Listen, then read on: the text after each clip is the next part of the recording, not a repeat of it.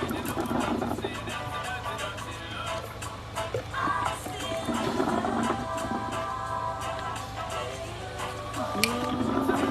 morning. Good morning. How are we?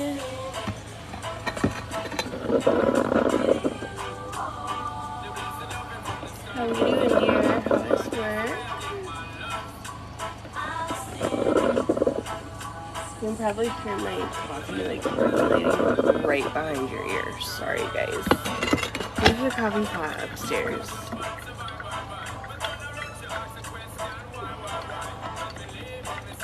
Good morning, Terry. How are you, honey? Happy Wednesday, guys.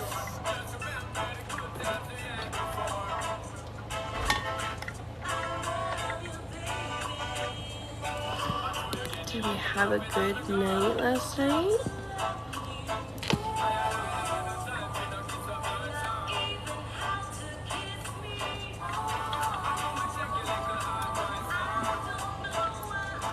Good morning, Kat.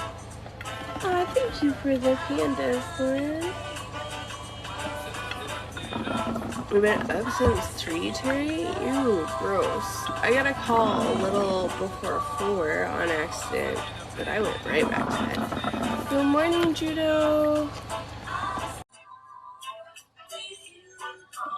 Good morning, good morning. Good morning. How are How are you? you? I'm good. I'm good. Oh my goodness, I love the earrings. Right? And look, we got a bracelet to match. Yes, So, that's amazing. yeah, and I'll have a necklace done, I think, today. Hopefully, we'll see. But Good morning, Terry. Right, Lauren?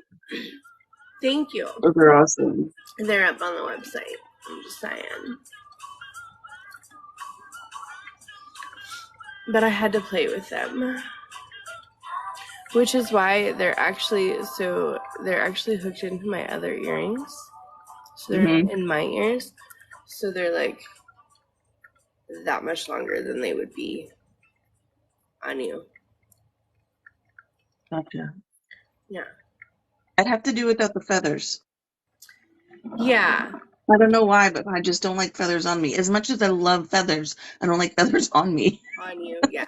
Yeah. Well, that turquoise pair I think would look freaking amazing on you. But I got some other turquoise, like I have some deals that are like this, but turquoise for the bottom, and some other ones. So I'm kind of excited. I'm going to be playing around with some of the turquoises and stuff too. But first, I got a purple set of my triangle set done, and I'm gonna do a red and black next, and then I'm gonna have the turquoise back out. So, good morning, Carmi. Good morning, Raven. How are you, wonderful, beautiful ladies? All right. Thank you so much, Terry. I appreciate it. Thank you guys for the gifts. But yeah, I like the feathers. Right. There is that. There's definitely that. What in the world is Kat doing? Drinking her first Drinking your coffee? Duh. How was working the grandstands or the ticket booths last night, Carmen Sue?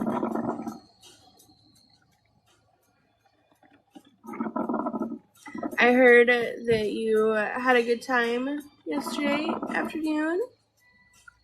Me? Yes, Mr. Yeah, Judo. it was a good visit.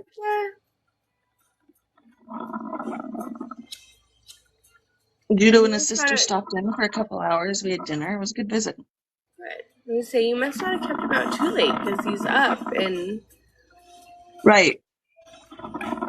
saying Well, they live about 2 hours away, so, and I'm pretty sure she had to work this morning, so it was definitely not late. I am brewing coffee, and you can hear it in the background because I brought the coffee pot upstairs. Yes, ma'am. Yes, ma'am. So that is just going to have to tickle your ears in the morning for a little bit. I'm sorry, not sorry. because there are some things that are necessary for my life.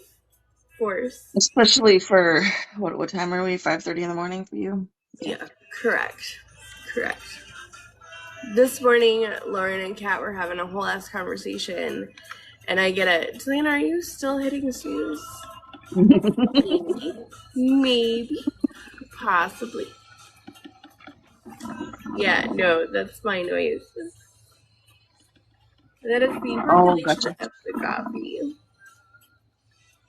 No, I'm just drinking the coffee as it is required.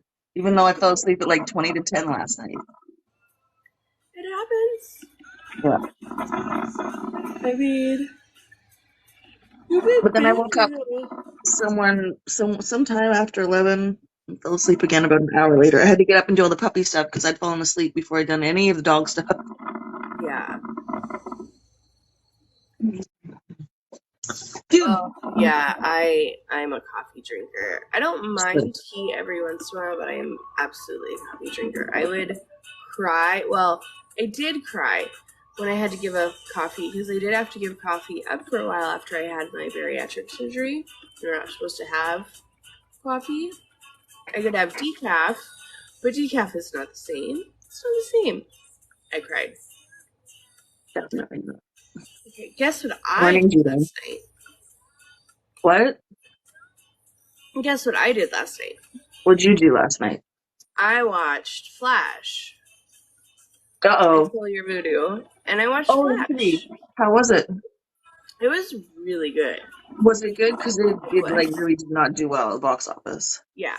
I can understand why it did not, but I really liked it. So I still need to watch it. I haven't watched it yet. Yeah. So I guess what I'm going to do this afternoon, because like I need to get a whole bunch of website stuff done. I gotta work on yours. I get Project Cactus finished up because we had some submissions. Judo, get on it. I'm going to take my laptop in there and watch it while I work. There you go. I like it. Yeah. So that's what I did when I wasn't watching Ashley yesterday, because we only got like an hour worth of work yesterday.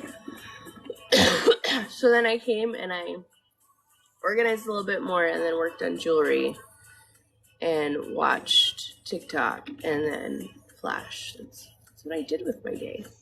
I love those earrings. I'm a little obsessed. Right? Listen, you're gonna catch me like nodding my head just so I can see them swoosh. That's what I do. That's what I do. You're gonna see me have a lot more head movements just so I can see them swoosh. It's an obsession. Yep. And I'm not like, and I love all the colors, but like pink isn't my favorite. But these feathers, I am absolutely obsessed with. And I'm so glad that I found them. And then they just have this hint of purple, and so then I put a hint of purple in the thing in here, and obsessed. Good morning, Shailene. How are you? Good morning, Shailene.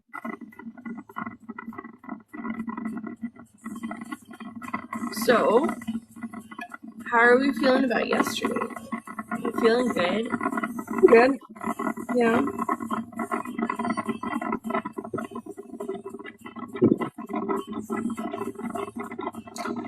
Good.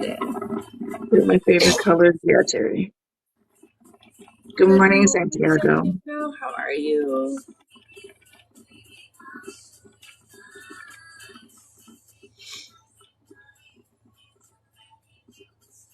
Probably the second time I've ever cried live, but I'm good. It's okay though. It's okay, right? The first time I ever cried live, Will, I was live doing the jewelry, and Will came in, and he says, "Mom, do you want me to make coffee for you?" Now, you know Will. Right, that look right there. You know Will. Mm-hmm. I just found out Senior had just left. So he was trying to take care of me. Aww. And I lost it. And I'd tell everybody live why I was losing it. Because I hadn't announced that, the marriage was over yet or anything. All of So, it coming down, and I've got makeup on and everything. So like, oh no. Oh, yeah. that That was a mess. public thing is hard. You Hmm? know, that public thing is hard. I was It is. watching, I watch Beetleback Design. She does amazing mandalas. Yeah. And she just announced on her live, like last week, that her fiance broke up with her. Right. And she has a screen on her iPad, so you can't see her face, but you can hear the quaver in her voice. It's just so sad because she didn't have anything to say other than he just doesn't want to be together anymore. He doesn't love me anymore. So Yeah, there and isn't like really, there isn't really a reason. He just doesn't love me anymore. He doesn't want to be together anymore. And it that just hurts. breaks your heart. Yes, it So does. it so breaks your heart. Nobody talks about the fact that people fall out of love or don't fall at the same rate, or the fact that just because you love somebody does not mean that they're going to love you back. Like Unrequited. Horrible. we have been taught that if you love somebody, this miracle happens and they love you back. That's not how it works. No. And it's just crushing to have to watch it and then to watch it happen on live and watch somebody have to tell, theoretically, a room of 300 people, because that's how many people were in her live, that her and her fiance were just no longer together. That there really wasn't a reason for it, but they just weren't together anymore. Huh? Yeah. Rough. Right. Love is a feeling, relationship takes work. Well, and I don't think that a lot of people understand what real love is. I don't think that they understand how it grows over time and how much work it really is. That it's not just something that you wake up and feel every single day like you did when you first got together, right? Yeah. Yeah. It's That's the working at easy it. part. That's the easy part.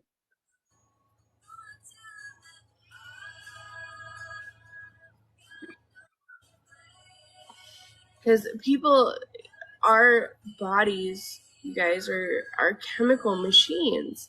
So all those things that you feel in the beginning of a relationship, they're chemicals. It's a chemical reaction, right? And people confuse the chemical reaction with the reality of building somebody into their life, I think. Yeah, I think that we choose to build our lives on a feeling instead of also sitting down and thinking about the reasons why it would be a good idea or a bad idea as well. Mm-hmm. Because, oh, we feel this, so it must be it, and this is the time, and this is the person. Not necessarily. We need to stop and think about, well, is this, something that's going to work for me? Is this something long term going to work for me? And all the reasons why it may or may not. But we're not taught that. We're not taught to think about those things. No, we're supposed to just go with the emotional feelings and not look at the logical aspects of things at all, right? And the other hard part, and I think we talked about that the other day, is when you still love somebody, but love is just not always enough. Because the feeling is real, right? And even though you have to choose that person every single day, if you no longer have the feelings or never had the feelings, then it's hard to make that choice, right? So the feeling is a real thing. That is something that you have to have for the person. But I don't know. Yeah, the potential of a person.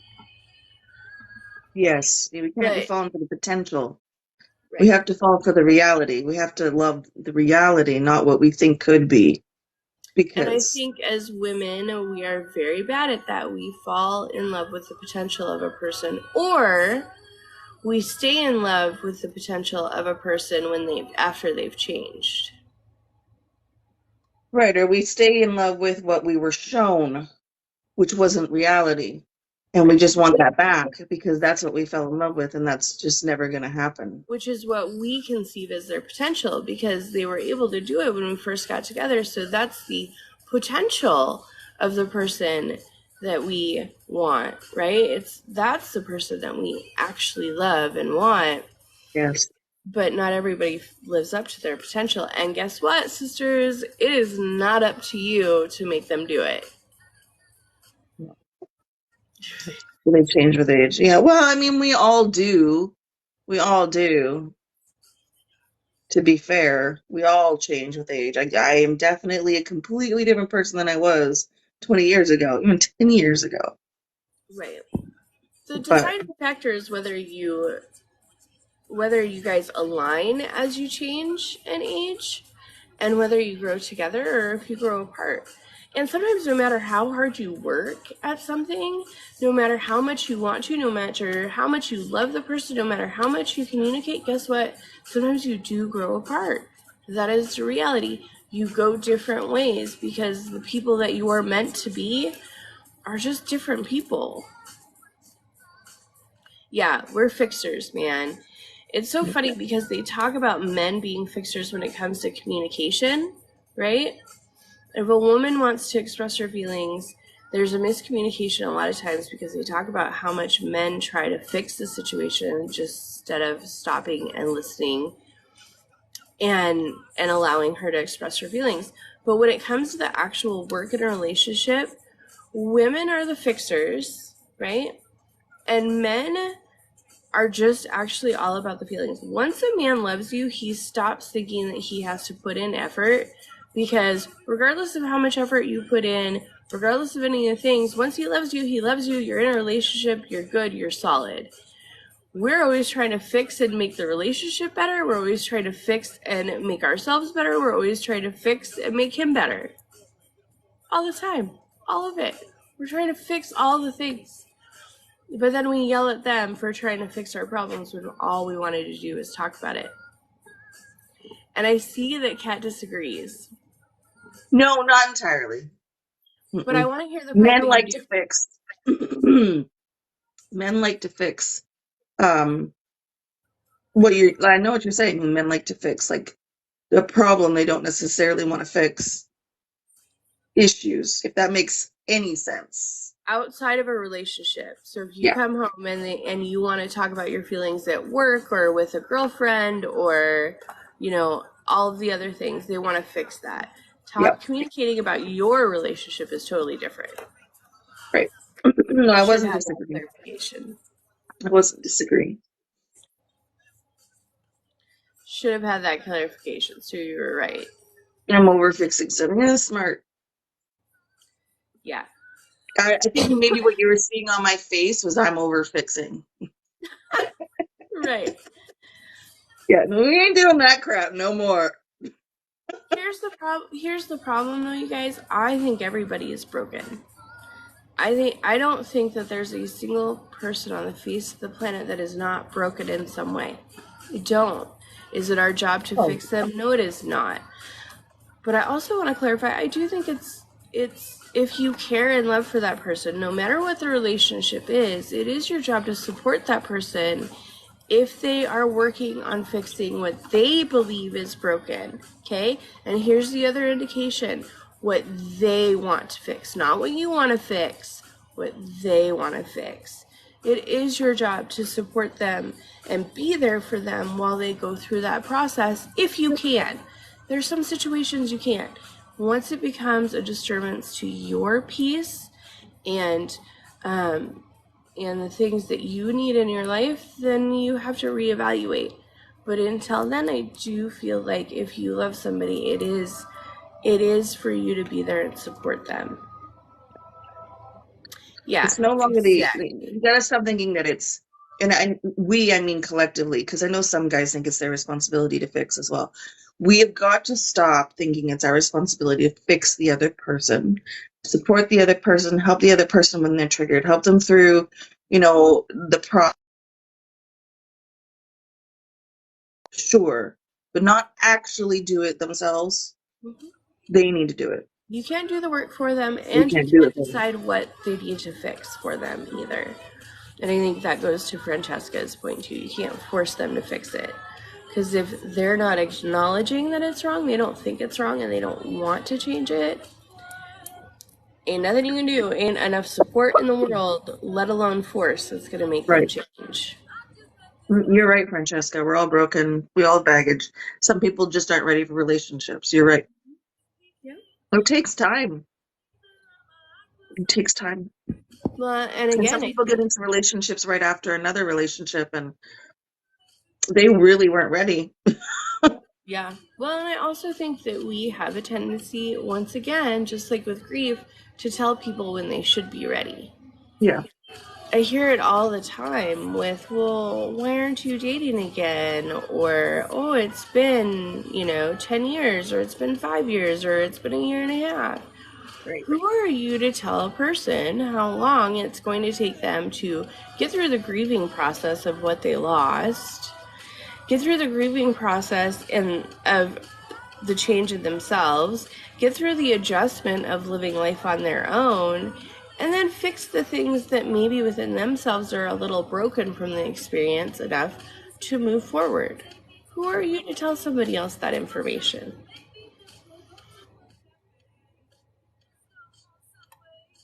Yeah, you can't help people that don't want help, right, Lauren?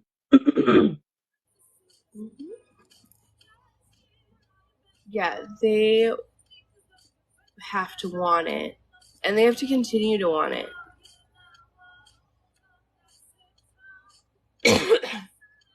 And work for it, because there are some people who want it, they recognize what's wrong, but they can't put in the work for it either.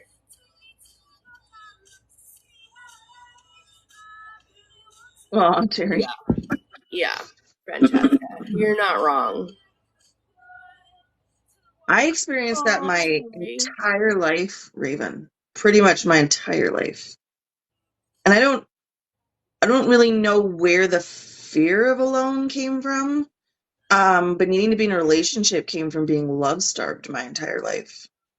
Totally get it, Terry. Totally get it. But it is okay, sweetie. It is okay.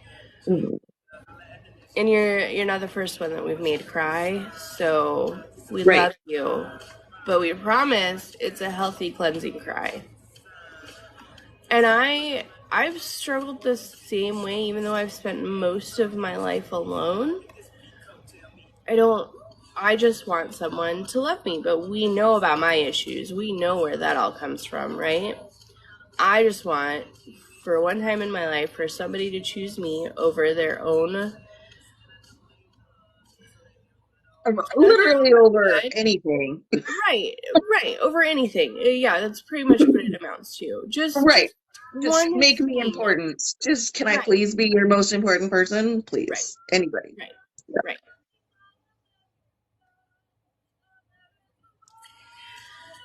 Terry, it's so true. It doesn't matter what age you are. Unfortunately, we all go through the same things, and sometimes we go through them at different times. And man, I don't know who lied to us and told us that life got easier as you got older, but it does not. It's just like them telling you don't get pimples as you get older. They can go fuck themselves, because I will guarantee you, unrespectfully, by the way, because I will guarantee you that everybody told me that my whole pimple problem would be over after I went through puberty.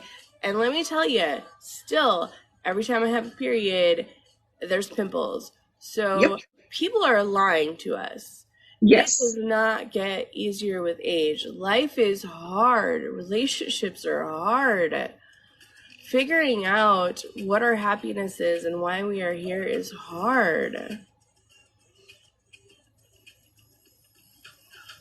Yeah, I don't see it as a reality. I find that being alone is easier. Making my own decisions, not having to check in with anybody, all of those things, there's a lot of things that are a lot easier about being alone than there are in a relationship, right? I've gotten to the point. Yeah, I'm in a much better place than I was. Right. With being alone. Yeah. I've gotten to the point where I would rather be alone, and I'm happy to be alone, right? And okay with it if I can't be with the right person. So that's the difference. It's not about I'm not alone or choosing to say that I'm going to be alone because I don't think the right person is out there. I'm choosing that I would rather be alone and do it on my own and be able to be happy than be with the wrong person, because in the past I have chose the wrong person just so I wouldn't be alone. And I'm done doing that. My last ex-husband, man, he cut that cord for me very, very done. I won't do it. There are some things I will not put up with anymore. I would rather be alone. I am okay being alone. It is. Yeah, it took me exactly, Christina. Hello, well. Dakota. Hey, Dakota. It took me well into my 30s to realize what I was doing. Going from relationship to relationship and just accepting whatever love was thrown at me and getting into the relationship because, oh, I'm loved. Well, my last one, that was just like one of the biggest lies I'd ever been sold. And it was like over a period of many years. Like it was quite the con. Right. And it was kind of embarrassing to myself when I realized what I was doing and how long it took me to realize what I was doing, going from relationship to relationship, simply because somebody said, oh, here's a little bit of love. Right. Because I was love starved my entire life. Yeah. We are the products of our childhood and our life, right? That's who we are. And that comes with the good and the bad. And you're always discovering more about yourself. It doesn't change. You don't hit a certain age and stop seeing things that need to grow, right? And like, always want to be transparent with you guys. I shared my story on Monday and I was very introspective and reflective all Monday and came up with some things that I still need to work on, right? There are still things that I myself, as products of who I have become, still have to work on. And I'm really realizing new things every time I tell my story and it puts me in my feels, or every time a friend tells me a story about them, there's something that I recognize in there about myself, right? Good or bad. It's about constant growth. And unfortunately, that also means that you're constantly looking at yourself and saying, there's things that I could do better. And sometimes that's hard for us. Sometimes it's hard to go, no matter how far I have come, I still have so far to go. So far to go. You're curious about 35? Wasn't 35 exactly. I think it was more like 38, but yeah. Listen, it was 40 for me before I hit that. I won't do this again. I will not put myself through this again. This is some bullshit. Yeah. And it's for me, it was, I would ignore every single red flag, Yes. red flag, Because there was a little bit of love. because there was a little bit of love, right? A little bit of love. A little bit of love. But it wasn't even because, like, if you didn't ignore the red flags, you would have been able to realize, wait a minute, this isn't really a little bit of love. This isn't love at all. Right. But well, for my last one, it was huge because I've always been the secret. Okay, my whole life I've always been the secret. Yeah. I had more, friends with benefits than I did boyfriends. I was always kind of that secret. And so to have somebody that was very much like show affection, not like be all over you, but show affection in public and those sorts of things was like a whole new experience for me, even in my 40s, right? And to have somebody publicly like be, but it didn't matter because he was still fucking around with the women that he was holding my hand and giving me kisses and, very clearly with me in public. He was still fucking the women that were around while he was doing that. So it didn't really matter. But for me, it was huge. It was huge because I'd never had that. So it was an aspect of love that I'd always wanted, and I clung to that one aspect, instead of looking at all of the other major red flags that were there. Yeah.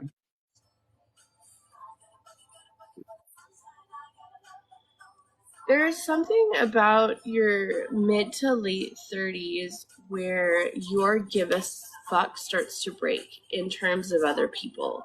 It does start to run out. You're over it. You're over protecting other people. You're overdoing all the things for them and not getting things in return. Your tolerance just goes down. Good morning, Alexa. How are you? Alexa. Spinning fits? Oh no. Oh no. But yeah, I feel that my GAF gave out. It definitely gave out in the last, like completely gave out in the last few years. Yeah. And I Don't think care. it just progressively gets worse from there. But they're somewhere between the mid 30s and late 30s, depending on the person.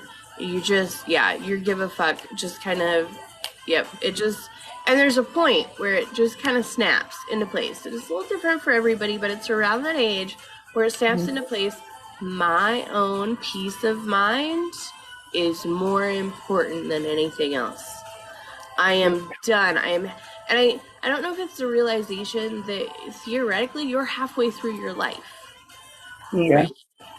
I've spent half of my life. I've spent my whole life pleasing other people. I'm done. It's time to please myself.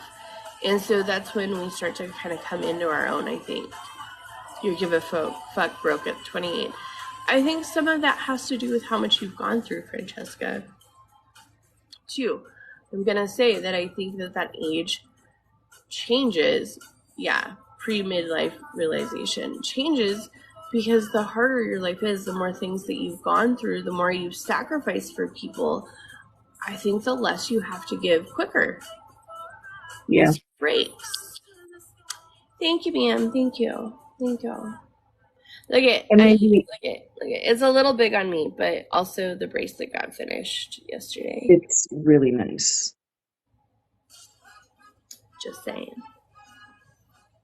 I think depending on how much you've been able to heal from it too, and it can be happy with who you are also brings that forward, because I've gotten to the point where, I don't care. You can take me the way I am, or you can leave me the way that I am, but this is me. And like, I just don't care.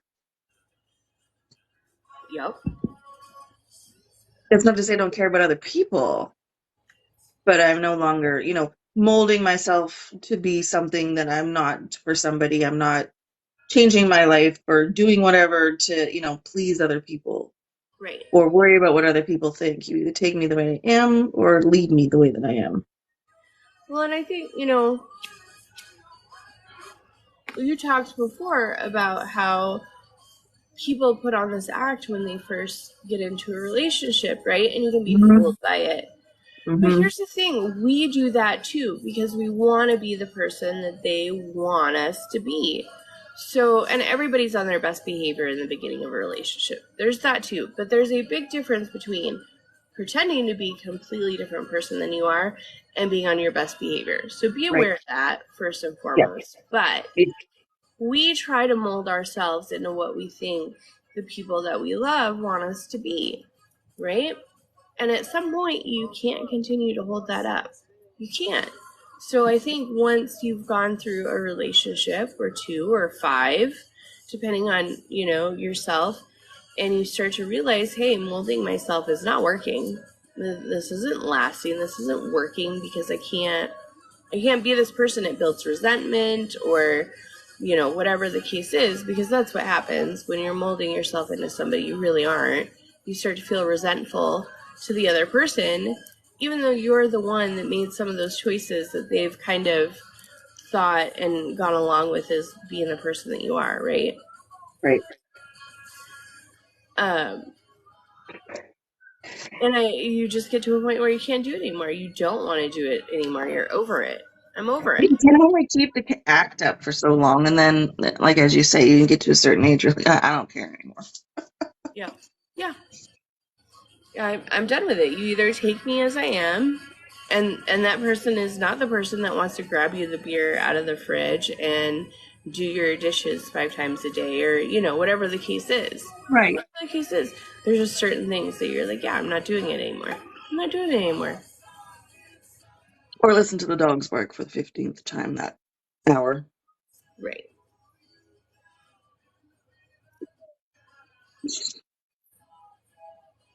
Good morning, Gigi's Creations. Good morning, Barb. I don't even know what got us on this topic. Well, that's true. I mean, no guidance this week, but I don't know. Oh, straight. Yeah, I mean, how does it happen? I know. Always straight. Then come full circle. Mm-hmm. Because that's how it works. That's how it works.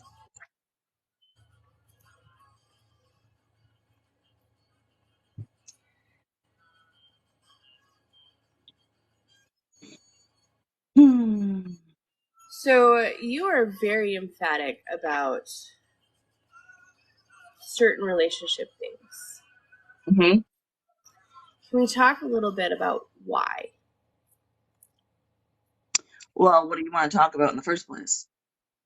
Well, Like what relationship things? you tell. Let's talk about people pretending to be something that they're not. Yep. Yep. Because that's one of the like biggest push buttons for you, I feel like, because you Oh, can well, read it. because I've experienced it so many times. Right. I mean, most especially in my marriage, my last marriage, but I've experienced it so many times where, you get into a relationship with somebody and, they're on their best behavior. But you get that 3 to 4 month mark, and all of a sudden best behavior goes away, and all of a sudden you're starting to see the really toxic behavior, the manipulative behavior, the behaviors that come out that are really like you do not want to be in a relationship with this person. Well, you're already like head over heels for the person, and it's What do you exhausting. It's exhausting. do you So think? Do you think that though there aren't any red signs in those first like 5 to 6 months, or are we ignoring them? Are we I choosing to think, ignore some of them? okay, I think that not necessarily choosing, we're not necessarily taught what those red flags are. I've worked really hard to try and teach Joyce what they are and to recognize them, because there are definitely red flags. To me, there's definitely things you go, that's not quite right. And I'm the first to admit that I see a red flag, and you can just see the cartoon, cloud. I'm gone. Like I just can't do it anymore. Right. And whether that's right or wrong, and I probably have a little bit of healing still to do on that journey, I'm not going to deny that.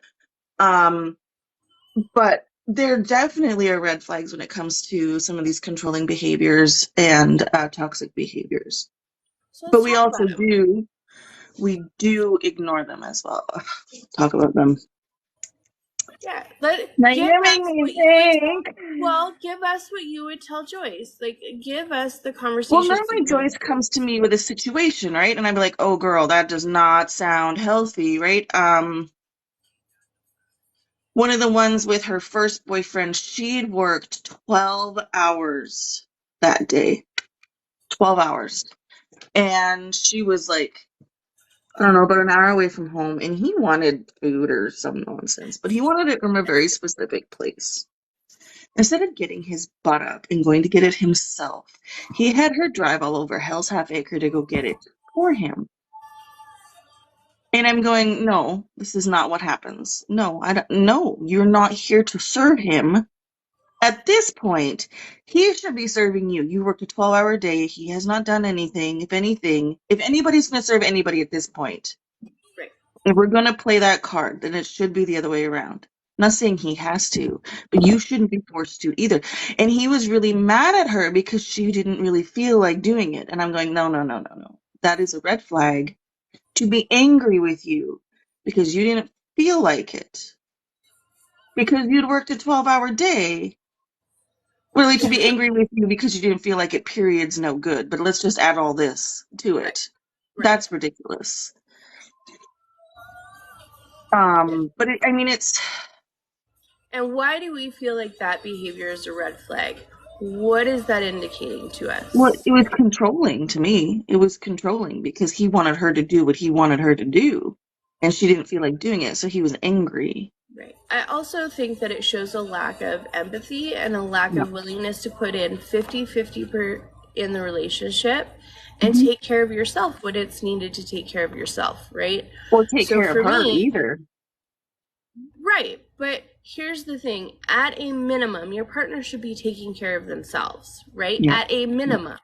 Mhm. But they should also be recognizing when you need to be taken care of, right? That's Yeah. a healthy relationship, right? A tolerable one is where they're at least taking care of themselves. But if they can't show the empathy of the fact that I didn't work today, I didn't do anything major, my significant other worked for 12 hours, I want something. It's not even a matter of them wanting it. I want something, right? I should go get it. Mhm. Or a step better, I should see what they want and go get that, right? So there are lines about all of the red flags that we see in our lives of what they're indicating. And it's not just one thing, it's not just controlling, it's not just the anger that's misplaced because there was no reason for it, right? It leads up to all the other things that might be lacking in your relationship moving forward because of these little behaviors. And there was a long list of them. Yeah. Because what I told her is that, look, every time you don't stand your ground on this, it's it was easier. It was easier not to fight, easier not to fight, easier not to fight. As soon as you start going, it's easier not to fight when you know damn well this is not good behavior. This is not okay. This is crossing boundaries. As soon as you start saying it's easier not to fight, you start pushing that line back a little bit, little bit, little bit, little bit. And all of a sudden, you're accepting things in your life you never expected to accept in the first place. And you're so far in, it's hard to get out. You're just like buried in it. So I'll tell you, with my last ex-husband, he would come home at like 4 or 5 o'clock in the morning, and we'd get in a fight. And he would call his mom and make me talk to his mom. And you know what his mom would tell me? Just don't say anything. You're just gonna make it worse. Just don't say anything. Right, right. Right. Don't stand up for yourself. Right? Don't stand up for yourself. Which not only tells me is this man used to being toxic, but he's used to intimidating everyone around him to accept that toxic behavior. Yeah. Yeah. And his father probably did the same thing. Right. And let's ignore the fact that we had to call his mom every time we got in a fight, okay? Cuz that in itself is a big red flag. Well, because But he knew she would stick up for him. right. Yeah. Wow. Yeah. And I mean, it was bad. Like it was Yeah. super super bad, and she just wanted me to like cower in the corner and let him have his fit of rage. Not to mention the fact that he was the one that was out until 4 or 5 o'clock in the morning, right? Would have me worried sick. I'd have to be to work at 8. I'd been at home all fucking night, and somehow I was the one being berated for behavior that wasn't happening, Right. right? Right. How dare you? How dare you? Right. Right. Yeah. Yep. And I've never been that woman. I've been a lot of women, but I have never been that woman that won't yell back and stand up for myself. I don't cower in the corner. There's one kind of abuse that I will not put up with, and that's physical abuse. I won't do it. You will never, ever fucking touch me. Ever. Right? Yeah. And I don't shut up. I don't. I'm not going to just sit there and let you walk all over me. I can't do it. Now, I can have conversations if you are capable of having conversations. I'm not a yeller.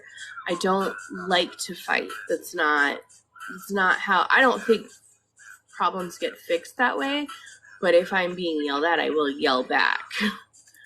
Which is unfortunate, but because you should walk away.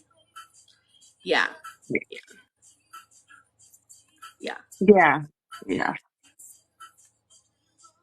Well, and I want to talk about another situation, and I hope that Joyce doesn't kill us, but where they had a wedding to go to, and the choices that he made on that day.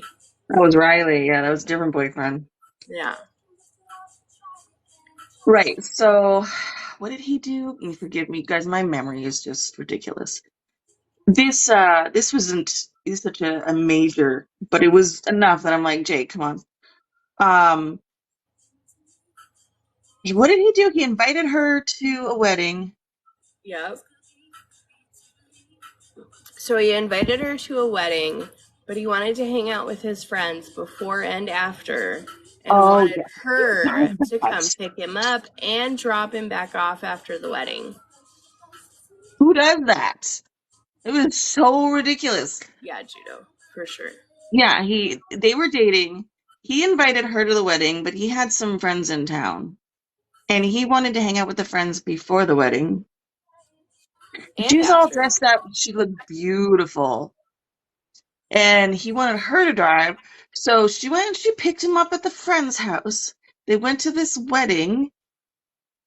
And then he had her drop him back off with the friends. And she came home. Right. What? Right. Now, this one I think for a person is really easy to overlook, right? Yeah. It's really Yes. easy because you want your significant other to be able to spend time with their friends, and you don't want to be that person that's like, you can't spend time with your friends, right? That's not fair. That's not okay. However, why are we not being invited to hang out with our friends? And if you've asked us to go somewhere, why are you not picking us up? Right? Well, Unless your vehicle is broken down or something. but it wasn't. And it's okay. So this was in a line of things that he had done that I'm like, I don't really feel like he's making you a priority in his life. But you invite a woman to go to a wedding, you make a date out of it. I'm sorry, but you make a date out of it. You don't go hang out with your friends afterwards. Right. It's a wedding.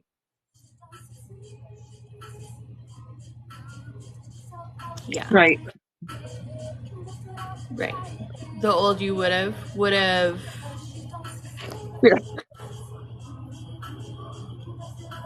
done what Joyce did and go pick him up and go to the wedding and drop him back off with his friends. Juno said, I've always lived by the rule you never say anything you can't take back. Yes. Absolutely. Attack the situation, not the problem. I 100% agree. Yeah. And I think we've all been in that situation because it's a tiny, tiny red flag that we don't always recognize for what it is. And I think Kat has it spot on. There are certain times and situations where you should be made a priority. Period. End of story. Yeah. And that's one of them, right? Yeah. And for me, it would have gone a long ways, even if his friends were only in town for a short amount of time, and he found out after he invited me to the wedding. As long as I had been invited to take part in whatever was going on after the wedding with him and his friends, I probably would have been fine with the situation. Yeah. Right? Meet me at my friend's house. That way you have a way to get home, but then I'll drive to the wedding and we'll hang out afterwards with my friends, right? Because I don't want to stay at the reception for a long time. It's a mandatory thing. It's a family wedding, whatever. But I don't want to hang out all night at the reception. I'd rather go hang out with my friends who are only in town for, the rest of tonight. But I really want you to be there with me, right? Inviting her to that wedding was really more about him than anything else. So you could have somebody beautiful in his arm at the wedding for a short period of time, and they can go back to doing what he wanted to do. And it was really quite a selfish thing to do. Right. And that's where, had the entire evening been about her, it would have been different, right? Yeah. Yep. The motive behind that invite would have seemed different than what it seems now because of the way he did it. Yes, exactly, Alexa. What does that Respectfully. emote say? Oh, respect. It's Ah. go fuck yourself. Respectfully. Yeah. That's awesome.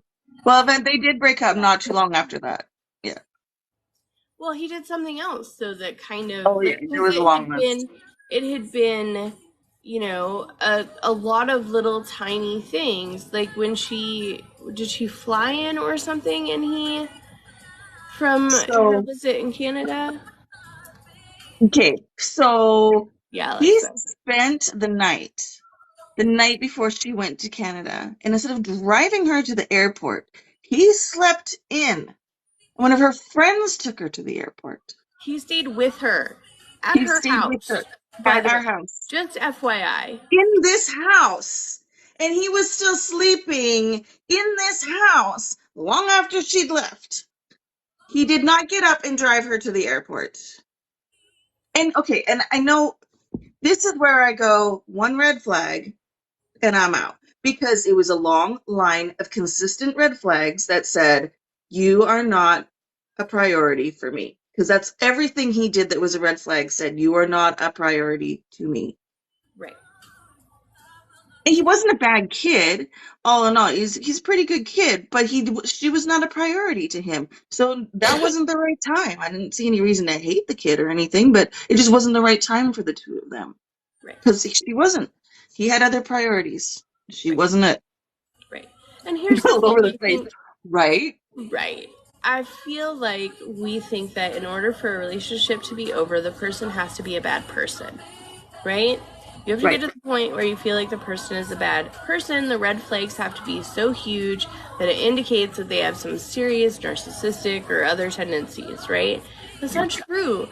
Sometimes it's a good person, they're just not the right person for you because the red flags are showing you that you don't matter enough in one way or another in their life, right? Yep. And I think those are the hardest ones to walk away from. Yes. Yep, they are. Yeah, Alexa, right. He wasn't, I liked the kid. I really did. It was the boy before him that I'm like, my first impression of him was like, nope, not gonna work. Not gonna Oh, work. the first And I meeting felt between bad. you two was I felt bad. bad because I was like, really, I'm being very judgy right now, but I was right.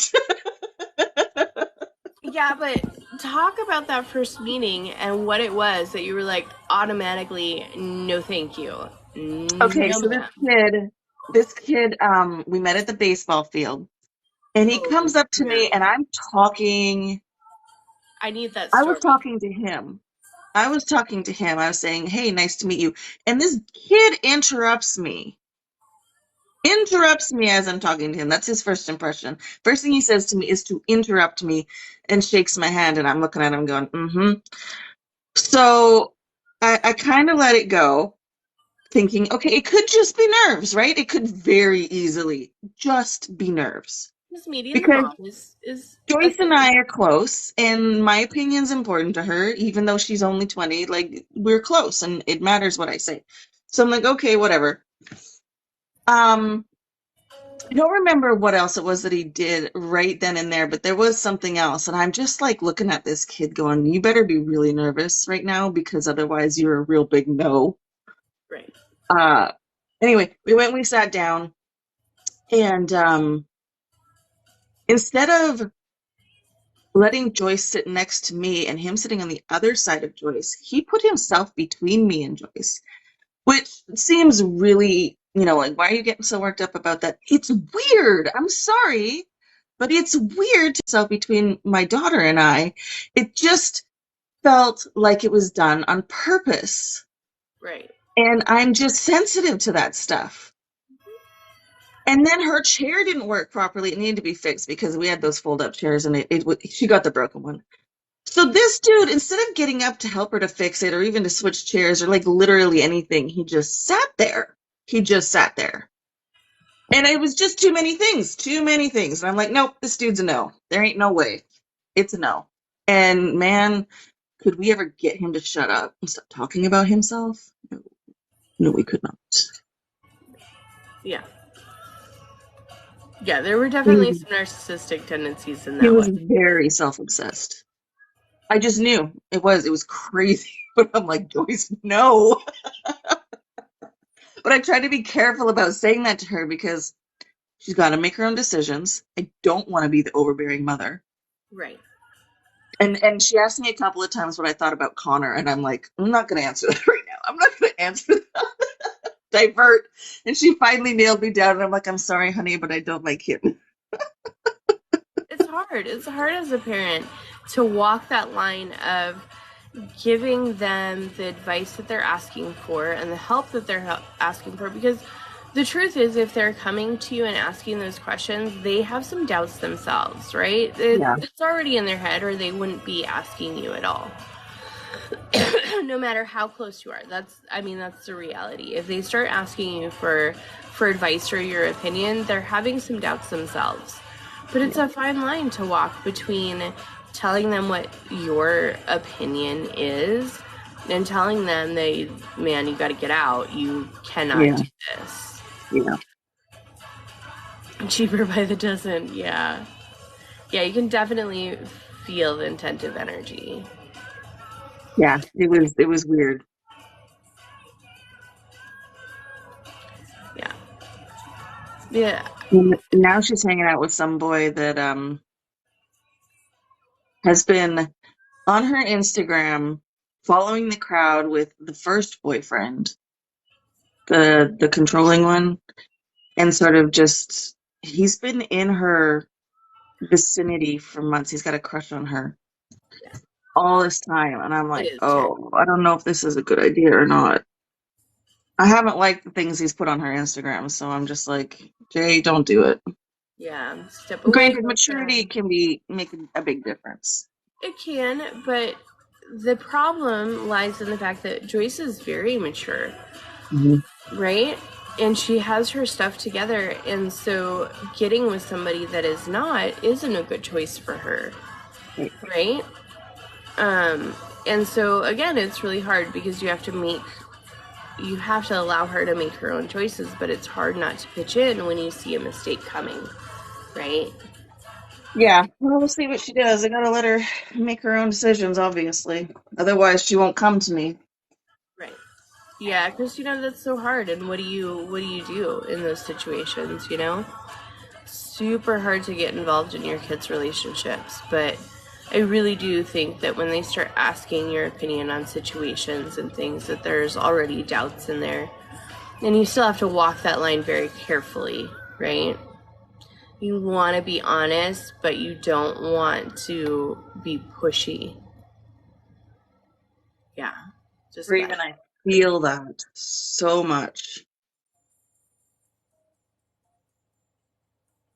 She says it's hard when you have your stuff together and most people don't. You can end up settling. And I think most people do. Because while you have everything else together, the one piece that's missing is having somebody to share it with. Yeah. So then you settle for somebody that doesn't really bring anything to your life. And I think that an important question that we miss asking ourselves is, what does this person bring to my life? Right? And it doesn't have to be monetary or like whatever, right? Sometimes it's emotional support, sometimes it's, whatever. But they have to add value to your life. We talk all the time about how you need to be happy with yourself before you can be happy in a relationship. But another important aspect of that is what the person is bringing into your life. Is it something that you need and are missing in your life? Do they improve it? Do they make that happiness better? Oh, that's so hard, Christina. And then the situations like that are where it becomes hard not to become the overbearing parent, because you see something being done so wrong and your kid following along with it, that it's hard not to force yourself in there and become the bad guy with the other person. Yeah. Oh, yeah, absolutely. I think that you need to reevaluate all the time and have those conversations, right? Yeah. Super tough situation. And those abusive relationships, there's like there's almost a very strict playlist they follow with those types of relationships, and isolating that person is very much on that checklist. So, Francesca, I kind of disagree with that. And here's why. Again, I go back to you don't have to take care of me, but I want you to be capable of taking care of yourself. Mm-hmm. And unfortunately, monetarily is a part of that. I don't want to have somebody in my life that's incapable of taking care of themselves. Right? I don't need the money to be there because or have no motivation to do anything with their lives. Right? I am a very motivated person. So even when I'm broke, I'm still very motivated to do things, and I'm a hard worker, and work and those things are important to me. Those are important aspects of my personality. And so having somebody right. So that's where for me money isn't like the very last thing. It is important, but it goes more towards the motivation, because I'll be with somebody who's broke right now and can't afford to take care of certain things. I'm totally cool with that as long as they have the motivation to get there. Right? To get there, because I don't want to be taking care of another person in all of the ways. And I'm already a take care of the basic needs person. I'm already that person that wants to cook dinner and wants to serve you your plate of food and do those things. Not all people are, but I am. Those things matter to me. Those are ways that you show that you care. And that's the way I was raised. My grandma never sat down at a table until everybody else was served, right? So those are ways that I already take care of a person, so I can't take care of the other aspects of them. It's too much. That becomes a situation where I become resentful. That's about me.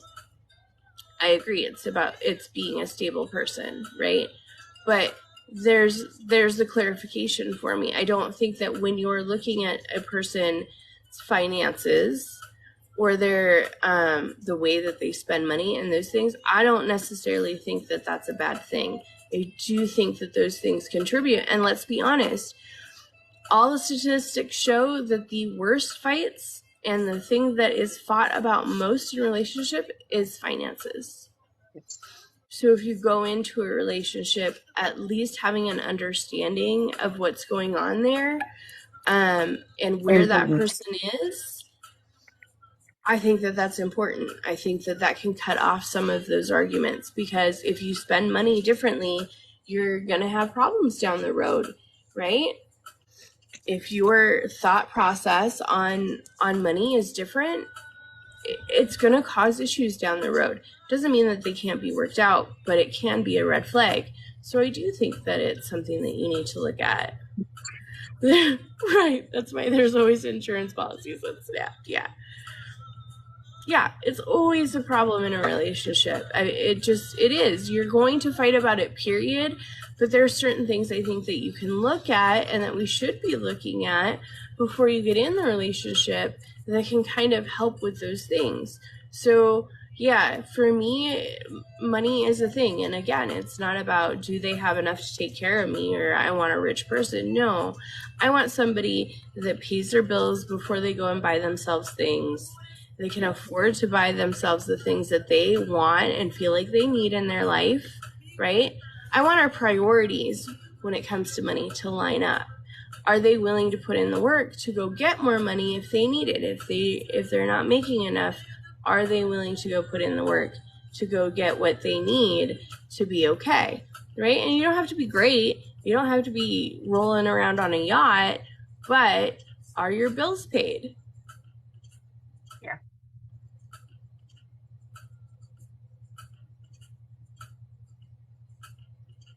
Yeah. And I agree with that statement, Francesca. And it's not, again, yeah, when we're talking about bringing value to a relationship, I think we mean different things. Because for me, the value comes in to if they think about those things the same way that you do, or maybe in a better way than you do. So maybe you're the one that maybe spends a little more than they should, and they're the savers. That's bringing value to the relationship because they can help teach you how to be a saver, right? If you're both in a financially okay situation, then if you decide to meld your lives, you're going to be in a better situation. So I do think that it brings value in that way. I don't mean the actual monetary value. I mean the quality of life that comes with it. Right. This subject sort of is a struggle for me because of what happened in my last marriage. Because my ex figured out that I had money from inheritance, and that was the only reason he wooed me. It would, Shailene. It's the only reason he what? He wanted to marry me. Yeah, so a little So, bit of a trigger for you. yeah, I mean, yeah, it's a little bit of a trigger, surely, because I'm still kind of bitter about the whole thing, just a little bit. Because he, as soon as he made enough money to support himself, he took off after 10 years of marriage and raising everybody.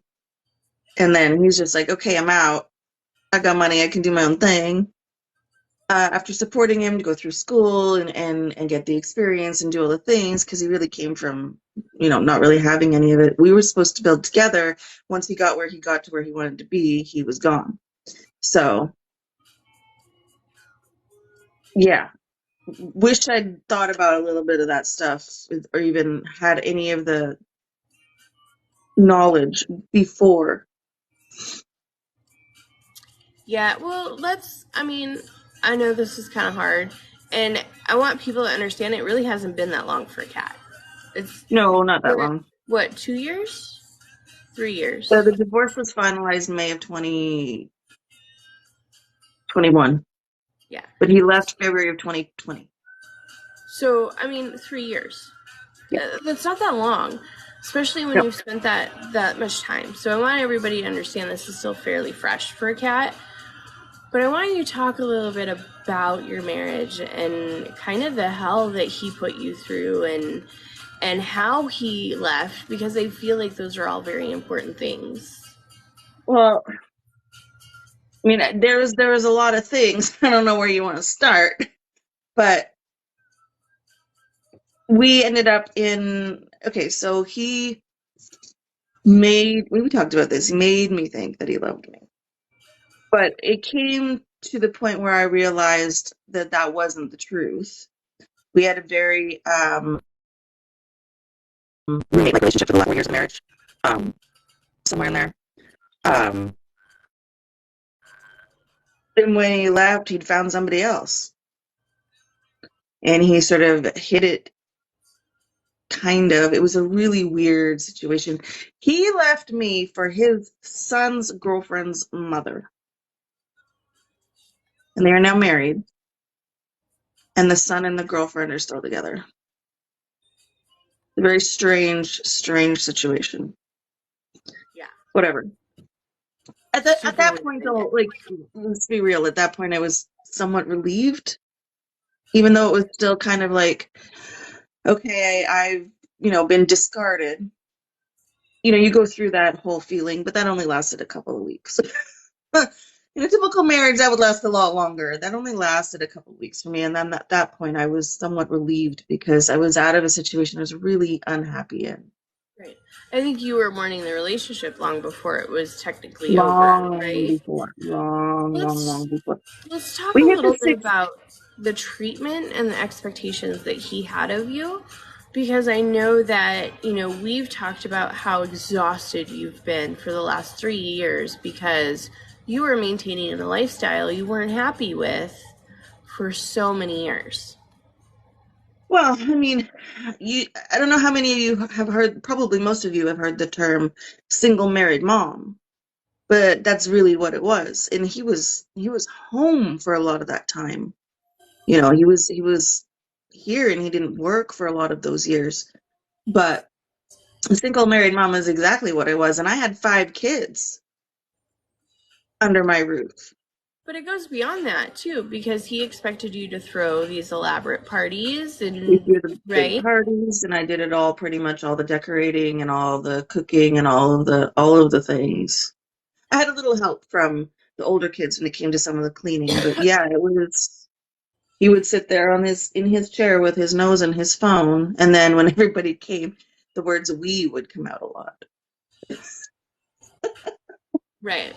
Yeah. So seems to be, and I've never met this man, but seems to be a man that very much was into the public appearance Yeah. situation and how his family and his life and all the things that he had appeared to the outside, and his expectation was that you maintained those appearances and he put no work into it, Very right, little. Yep. Yep. until the people walked through the door. Yeah, that's a lot of it. So Yep. why I mean, did between the house and just all the things, it's very much the way he was, and I don't think that he is comfortable in his own skin, and that's just there was a lot of lies told to make himself feel better, obviously. yeah, because he lied to you about his entire history and who he was, right? And I'm not going to say it publicly, but there's some things that I found out about 2 years into the marriage that I just about fell over that I had no idea that he'd never told me about. And we were in the middle of immigration and everything, like, and it was just, I was kind of already stuck. Um, and girl, I loved the hell out of this man. So it was quite the morning situation when I think I hit about, because we went to counseling and everything. I hit, we hit the 6 year mark and he came home from individual counseling. And I think I was just like at my last straw going, if this doesn't work, nothing's going to work. And he came home and he said, the counselor says you're too needy. And at that moment, I felt so betrayed by our counselor. And then I went, wait, no, the counselor did not say that. You are lying to me again. There's no way the counselor said that because I've known this counselor for a year now. She did not say that. She would not have said that. And that's when I knew it was done. And that's when I went further into counseling to try and figure out how to find happiness within my life, fulfill my life the best I could while staying in the marriage because I didn't want to break up the family. I chose to stay, accept it and Okay. stay, and how to figure out how to find some happiness within inside that. So, do you feel like the only reason that you stayed then was because of the kids? Yeah. Yep. If there hadn't been kids, I would have been out a long time before. When did the realization, and I know that he ended up leaving, but I Mhm. also know that you had a realization that you probably, if he hadn't left, I think you probably would have. When did that realization come to you? I think it was a gradual thing. I think over time I thought I'm gonna leave eventually, but when? When? Um, because of the way Joyce sort of understood things, I felt like Riley being sort of similar to her, because I was gonna wait on Riley. I didn't really want to share custody with Senior. I didn't want to share with him at all. So I was waiting. I didn't want to have to do this back and forth stuff. I was waiting until Riley was old enough to understand. Because Joyce came to me when she was about 16 and she said, you need to leave. I'm tired of seeing this. She saw the stuff. She said, he doesn't do anything. He doesn't help you. He just sits there. Why do you keep doing this? And I had to explain to her, as an adult, the reasons why I chose to say stay and the reasons why I never wanted her to make that choice. The reasons why I never wanted her to find herself in that situation. But, between money and children, I didn't want to have to deal with another divorce because they're just so dang messy, and I knew he wouldn't make it easy on me. Right. Didn't Will So come to you too and say something at some point? not before. It Gotcha. was after. It was after. He knew. He'd seen. Ellis not so much, but Will, yeah. And how much of that came from him being angry? Because Will is pretty angry overall. I don't know. Um, but he said a lot of things about he didn't even want to have contact with him anymore. But I don't really blame them because he dropped them like they were trash. Right. Well, and I feel like even though it was spoken anger, I think it's fair for Will to be angry. And that Oh yeah, doesn't mean that the things that he said aren't exactly how he felt. They just came out in anger, right? But he has a right. right to be angry. If you were to give a piece of advice to somebody else that was staying in a marriage solely because of the kids, what would it be? Don't don't do it. Just find a way. And there are many ways. I mean, it wasn't the first time. I was a stay-at-home mom with Joyce many years ago. She was just a baby. And I had no income. I had no nothing. Like literally nothing. The only thing I had going for me is that all of the bills, all of the everything was in my husband's name at the time. And I kicked him out. I was done. And I somehow, some way, with very little support, managed to make it work. Just, it's not worth it.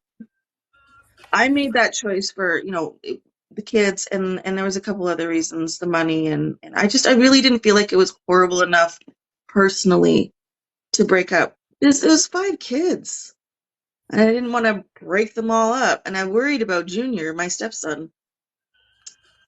So, but I wouldn't, because what happened? What happened in the end? I was going to wait till Riley was 14, 15 years old, wait for him to understand. And it ended up anyway. So I would say don't. Find a way. Figure it out. If you need help, reach out. We will figure out with you.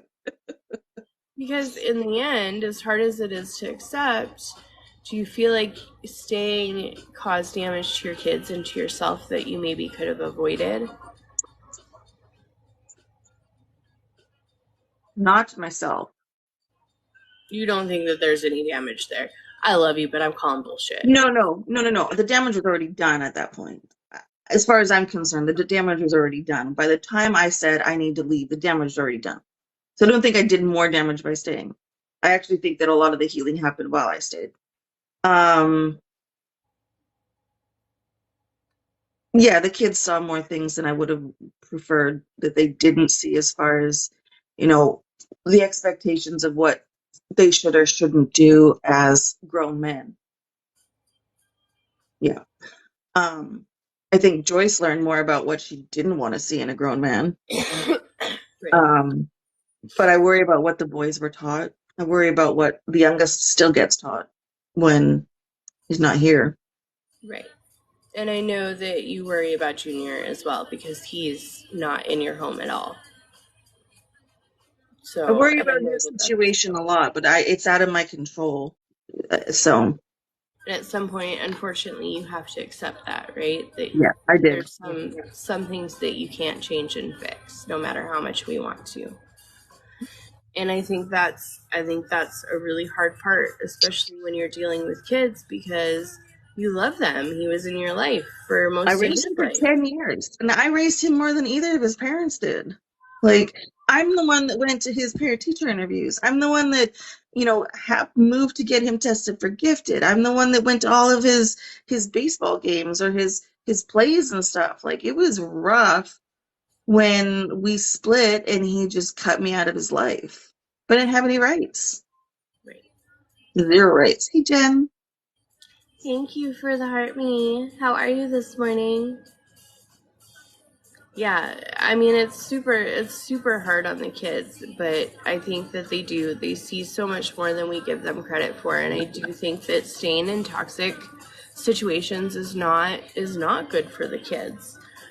And speaking on my own behalf, I know it made my kid very angry with me. My oldest is very angry with me to this day for staying in toxic relationships longer than I should have. The way I saw it is like we weren't arguing, we weren't fighting, there was no abuse or anything happening, in front of anybody. Of course, there was the neglect going on for I me. was gonna say, Kat, you were neglected. There was abuse there. The, I think the, that that was behind closed doors. The kids weren't necessarily seeing that. So that's why I thought yes, for it sure. was safe enough to stay until they were old enough to understand. Right. But, right. And we weren't miserable. That's the thing. Like, that's the biggest thing. We weren't miserable. I wasn't happy, but I was making it work. I was figuring out a way to make it work enough for me to be happy in my life and not be like this horrible person. However, neglecting all of that, neglecting all of the emotions that I went through, putting them away and ignoring them for so many years led to a huge burnout after he left. I went through burnout for probably the better part of 2 years. And I literally just recently came out of it. This year came out of it, what, in the spring? Hmm. Yeah, And I I'd say couldn't that's really fair. function. I wasn't depressed. I wasn't sad. I just couldn't deal. I couldn't do anything. I was exhausted all the time. I didn't want to do anything. It was huge burnout.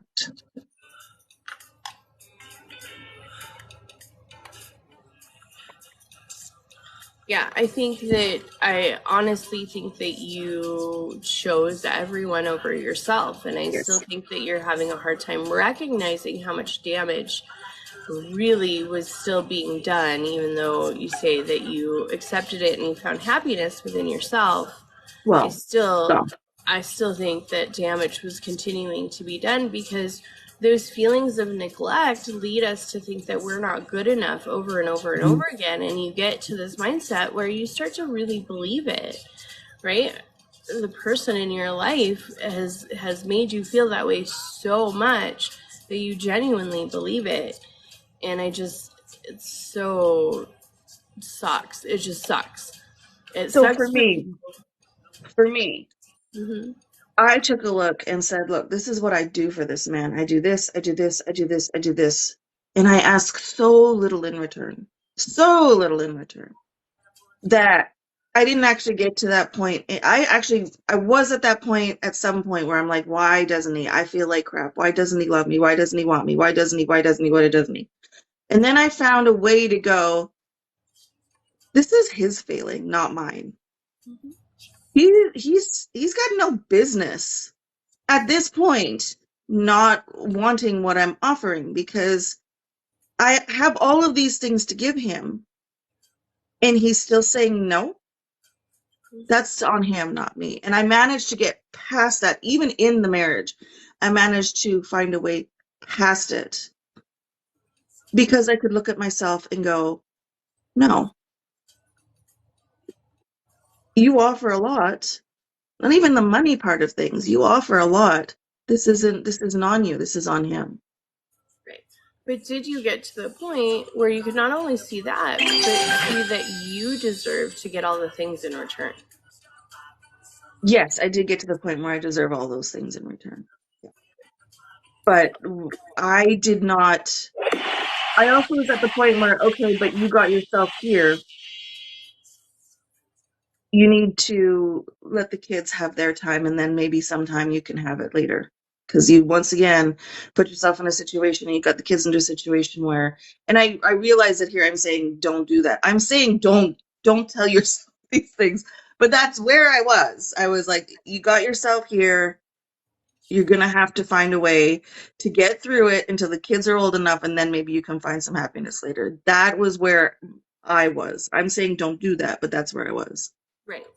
But I think it's important that you admit that that's where you were, because I think that's Mhm. where a lot of people go, and that's why a lot of people stay in the marriages.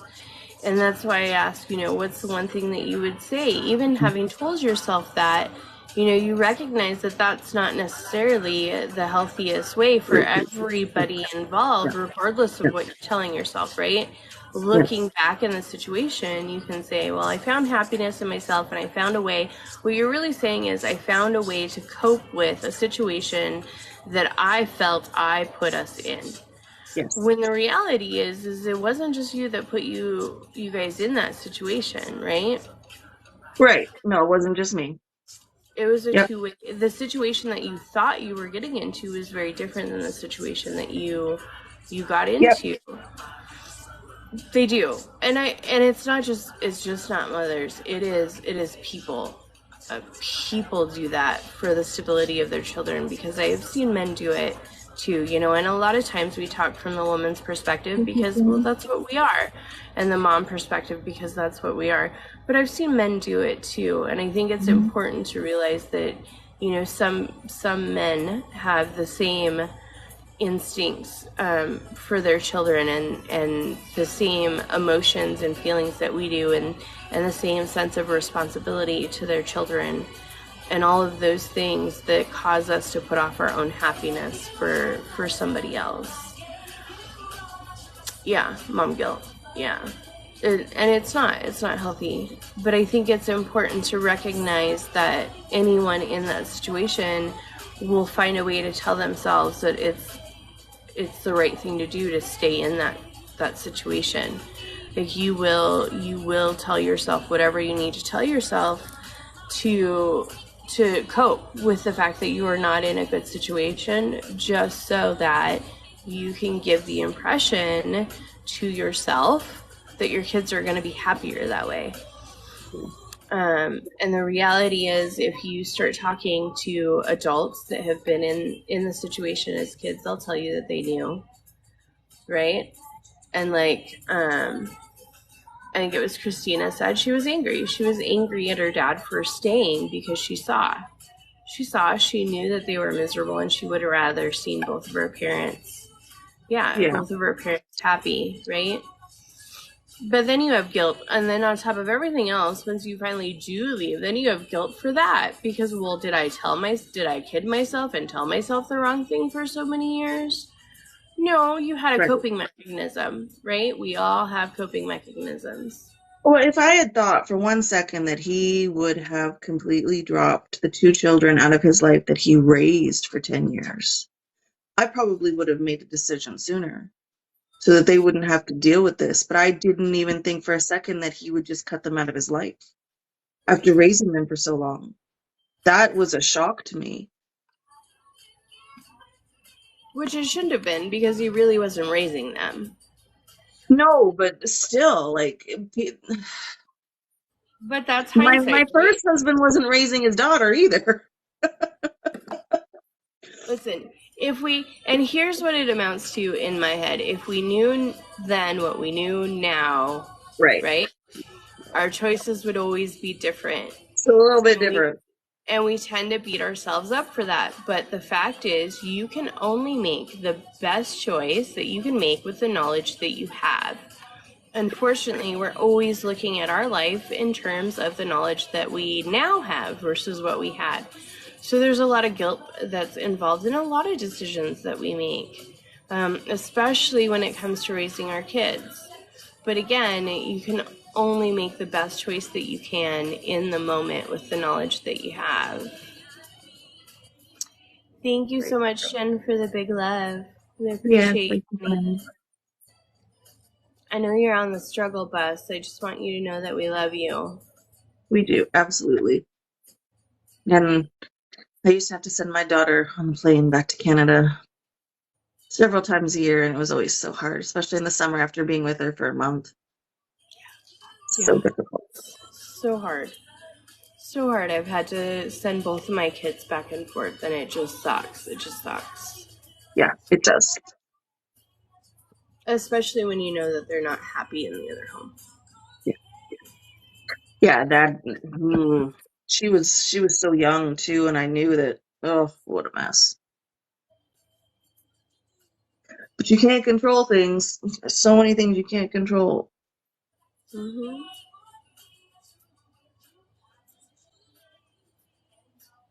Yeah. Yeah. Yeah.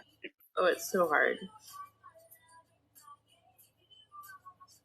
Yeah, it's so hard, and both Kat and I have experience in that, and I know many other people do too. So we're all here if you need to reach out, but we also understand if you just can't and gotta just make your way through it, because I think we've all been in that place too. So it is 7 o'clock. I have website work to do today because you need your new subscriptions up. Yeah. Yeah, Oh. it's the second, ma'am, you slacker. Just kidding. Just kidding. I told you yesterday it was fine. I just have to give you a hard time about it. Yeah. I'm so glad, Lauren. I'm so glad. Yeah, absolutely. I feel like a lot of times our conversations are just led in certain directions because somebody out there needs to hear it, and that's why they just start. The universe has a way of working out. But I also think that things resonate with all of us because we've all gone through something similar, right? There's something that you can tie it to. Yep. I have learned that is kind of the way that the world works. While our situations might be a little different, the emotions that we learn and the lessons that we're trying to be taught, whether we learn those lessons or not, things that we're trying to be taught are all the same in a lot of ways. Yeah. I'm so glad. I'm glad, Christina. I'm glad that you were here. We Absolutely. love the hell out of your faces. Thank you so much for 3K likes and the gifts, but most importantly for taking part in the conversation. I hope that you have an amazing and joyful Wednesday.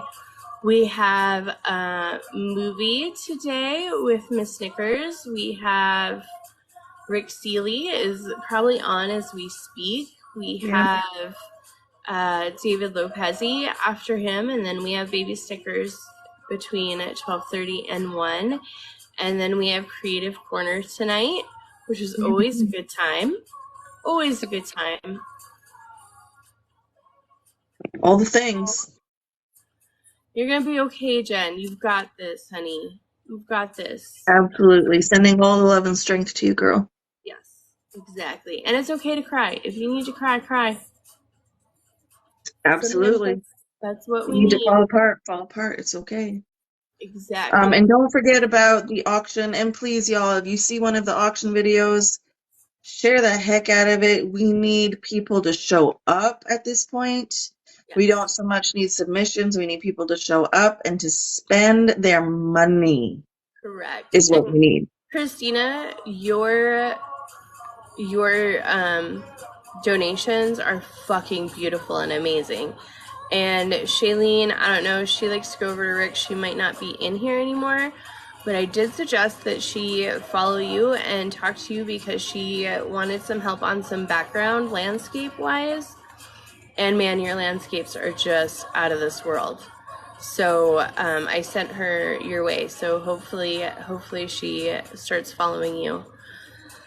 And if I see you guys in the same live, I'll try to make sure that connection gets through if she's already left us.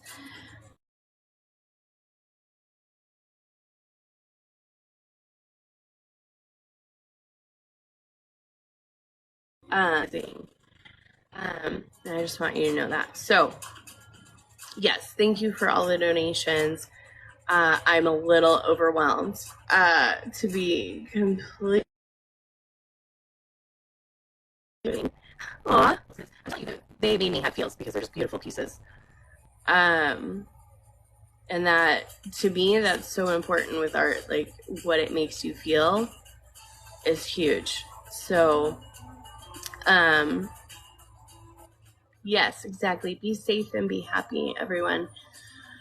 So, all right. Love your faces. We will see you again tonight at 9 p.m. Eastern Standard Time. Like Kat said, you see that auction stuff coming across, share the crap out of it. If you've Please. donated pieces, make your own video and just make sure to tag me in it so people know that I'll be running the auction, right? We really could stand for one of those videos to go viral, get some attention, because like we really need people to show up and spend their money.